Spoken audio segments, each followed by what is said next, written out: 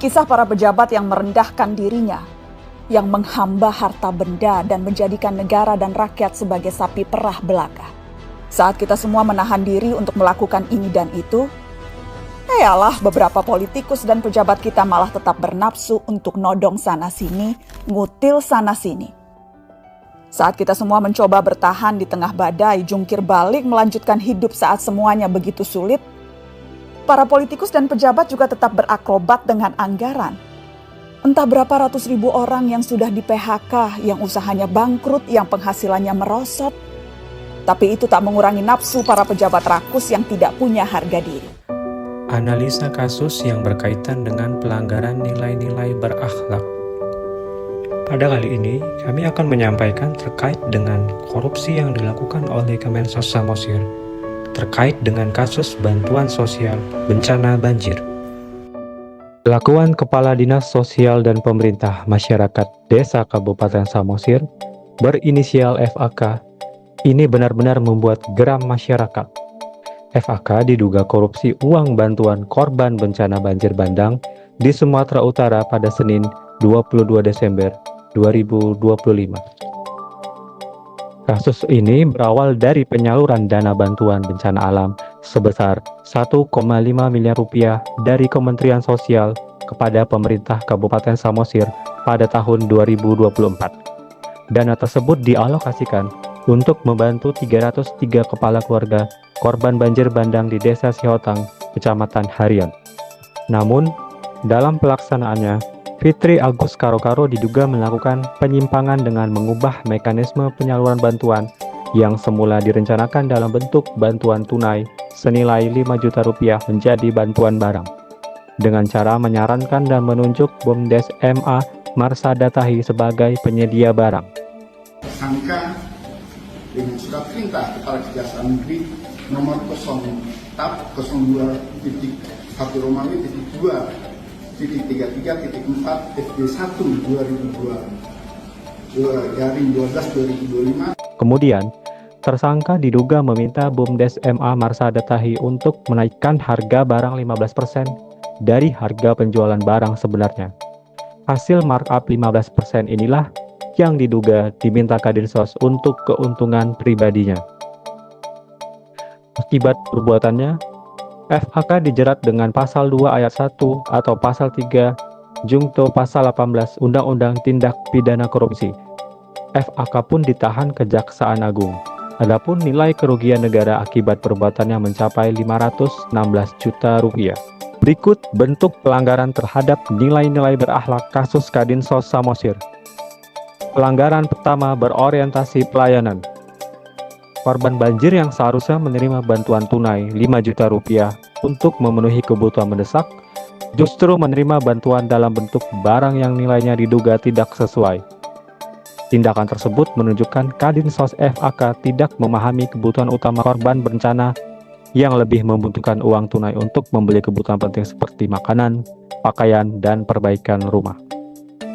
Kemudian FK berdasarkan surat perintah Kepala Kejaksaan Negeri Kabupaten Samosir telah melakukan penahanan mulai hari ini tertanggal 22 Desember 2025 selama 20 hari di Rutan Pangururan. Pelanggaran kedua, akuntabel. Kadinsos Samosir diduga mengubah bantuan bencana banjir yang seharusnya diberikan dalam bentuk uang tunai sebesar 5 juta rupiah kepada korban menjadi bantuan barang. Perubahan bantuan tanpa transparansi dan diduga untuk memperoleh keuntungan pribadi merupakan bentuk penyalahgunaan wewenang dan tindak korupsi.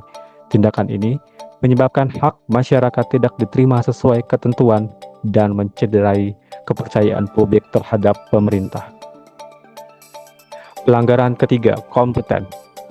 Penyaluran bantuan tidak dilakukan sesuai mekanisme dan tujuan awal bantuan sosial.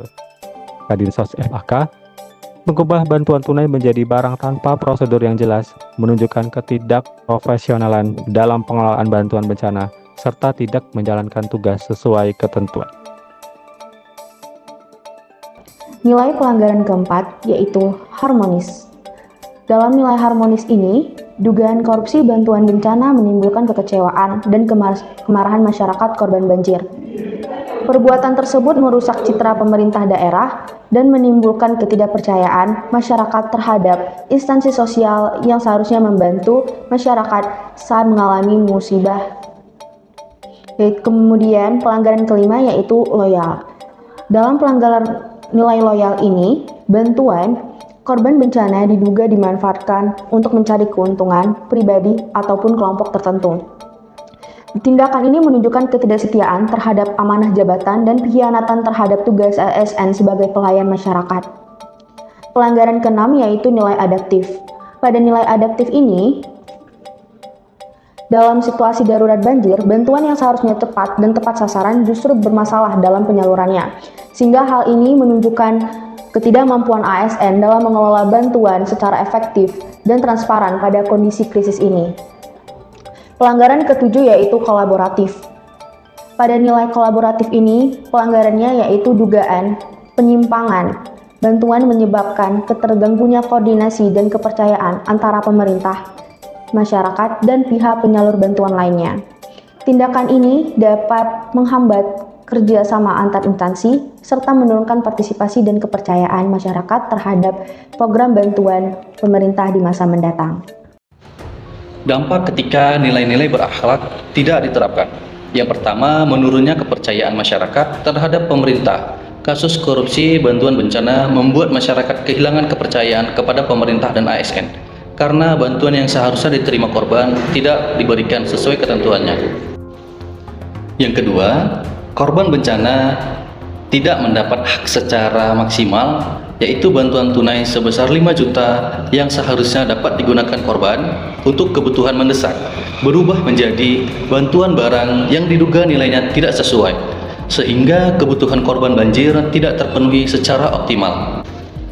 Yang ketiga adalah rusaknya citra dan integritas ASN. Perbuatan korupsi oleh pejabat pemerintah mencoreng nama baik ASN dan menimbulkan anggapan negatif bahwa jabatan digunakan untuk kepentingan pribadi.